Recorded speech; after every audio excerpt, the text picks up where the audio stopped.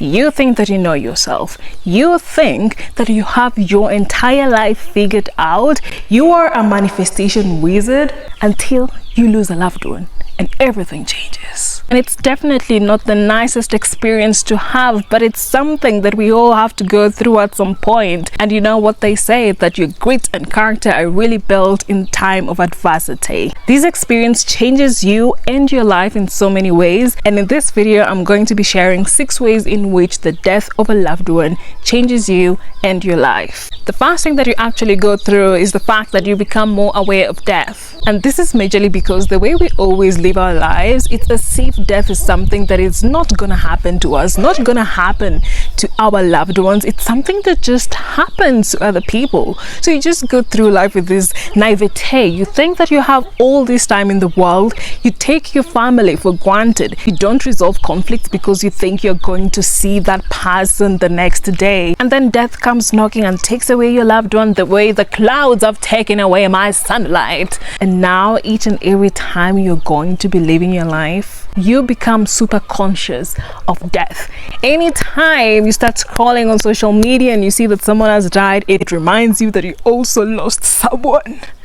Everything becomes a reminder. You cannot continue living your life ignoring that death exists, ignoring that you too will die someday, but also you find yourself with death anxiety because now you're like, oh my God, what if I lose another loved one? And let me tell you how death anxiety can be so debilitating. I remember for me, when I moved abroad, I was really so anxious about my family members that I would literally check their WhatsApp status to see whether they had logged in. Because in my mind, I was like, if they've logged in, it means they're alive. If they've not logged in for like 3 hours, oh my God, what the hell is happening? It's not even funny. It's not even funny, but I just like, oh my God, it was just so debilitating. And this leads us to the second way in which your life is going to change. And this is, you are going to go through an existential crisis because all of a sudden you're like, what is the meaning of life? Why am I here on this earth? What should I be doing with my life? What's the point of even living if I'm just going to die? And this is literally either going to make you depressed or it's going to actually give you a lot of clarity on what to do with your life. And if you've actually gone through an existential crisis, there's really nothing that's very cute about it, because each and every day you are in a limbo. It's like you're living in a vacuum because you're so confused about this life that you're living and this idea of a life that you should be living. Suddenly you're questioning yourself, should I really be going to school to study so that I can work a 9 to 5 for the rest of my life and just accumulate debts and loans?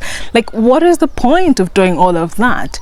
What really is the meaning of life? How should we be living life? How should I be spending my time? And this is how we actually get to point number 3, which is this experience will actually make you get clarity on what you want to do with your life. If you stop dwelling on this idea of death and actually look at the life of your loved one, reflect on it and ask yourself, how would I want to live my life? And this is exactly where the concept of live every day as if it's your last comes from, because now you start being very intentional about how you're living your life. You start asking yourself, what do I want to do? And you go after it. This idea like, oh my God, I am so lazy to do something, it actually disappears from your life because now you have an agency with which you want to actually achieve the things that you want to achieve, because now you have a concrete idea about how we have limited time on earth and that each and every time is literally a blessing. You should be using each and every moment that you have instead of procrastinating and thinking that you're going to have some other time in the future. That future may never come. So now you're literally going to be that girl because, oh my God, you were literally doing everything and everyone is like, I want to be like her. They actually don't know what you went through for you to become that girl, for you to have that confidence, for you to literally not feel embarrassed to be in front of a camera, because this is what you want to do. And if it means that you have to do things that other people think is embarrassing because you like it, you're gonna do it anyway, because you know what, your life is yours and tomorrow may never come. So let them talk, let them say whatever they want to say. What does the opinions of other people have to do with your life anyway? The fourth thing that this experience is going to do to you is it's going to make you reevaluate the friendships that you have, the relationships that you have. Because one thing I have learned about death is that it shows you the true face of people. It shows you the true colors of the chameleons that are around you. One thing I will never forget is there was a guy during the funeral of my mother who came up to me and was like, you know, you should be thankful, because if it were not for us, you wouldn't be able to bury your mother. I was in shock. First of all, how dare you tell a grieving person anything like this? But second of all, the only thing that these people were doing, that majority of these people were doing, was just coming to eat. They just literally appeared in the evenings to eat supper and to drink tea and go away. And then they have the audacity to be like, if it were not for us, you wouldn't be able to bury your mother. I was really infuriated by that statement, but it was also an eye-opener. It really showed me that a lot of human beings are actually very selfish. And they don't do things because they care about you, they do things for themselves. A lot of human beings are just pure evil, because there was absolutely no reason why that person had to say that at that exact time when they absolutely didn't need to say it. It's just pure evil, pure cruelty. It also makes you realize that the people that you actually call friends, some of them are actually great friends, and some of them, wow, they totally don't care. They absolutely don't care about you. They absolutely hate you. Something else that you're actually going to learn through this experience is the fact that grief is actually an individual and very much a lonely process. The logical assumption is always that if you lose a loved one, then it's going to be kind of easy to go through the process of grief because you have other people that are experiencing the same. For example, if you lose a parent, you think that the grief experience will be lessened because your siblings are also going through the same, but that's not how it goes, because everyone actually processes their grief in a different way. There's some people who will live in denial for like 10 years, so they'll literally be going through their life as if nothing ever happened. But maybe for you, you're in a place where you actually want to get over it, and you'll be like, are these people not feeling the absence of our loved one?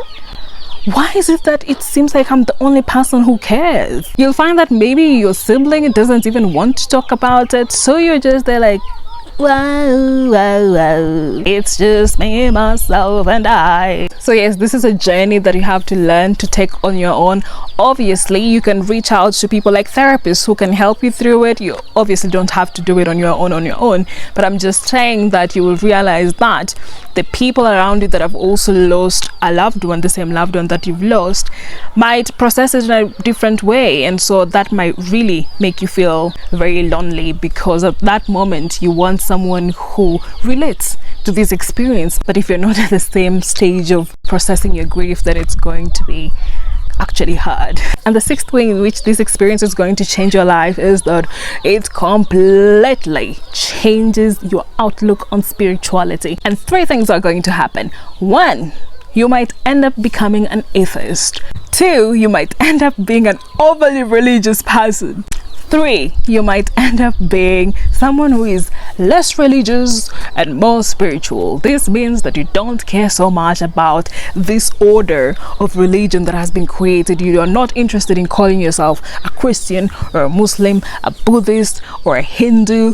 You are just a human being who is going through a spiritual experience. You can easily become an atheist when you actually lose a loved one. And actually, something that I'm always saying is that the only people that believe in the absolute goodness of God are people who have either not lost a parent or a child. That is actually enough to make you an atheist, because now you're wondering, why did this God who supposedly loves me so much make me go through this?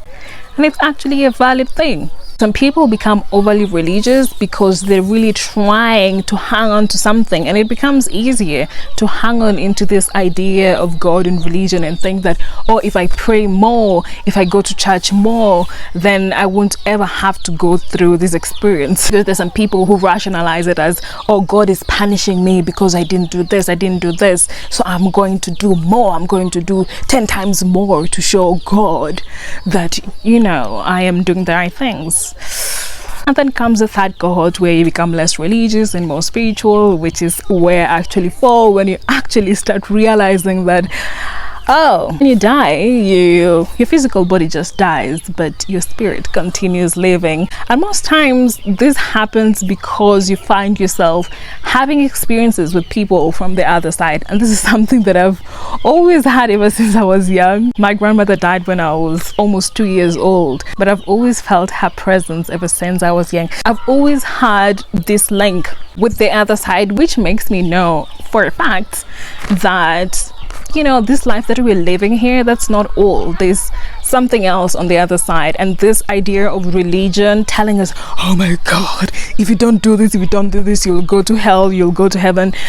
That doesn't matter to me anymore, because honestly, even if you look at the laws of nature, things don't work like that. So now I'm just focused on building my links with the spiritual world. And a lot of my guides is through nature, through my ancestors who have gone before me. I can always feel their presence. That's much more important for me than going to church and all that.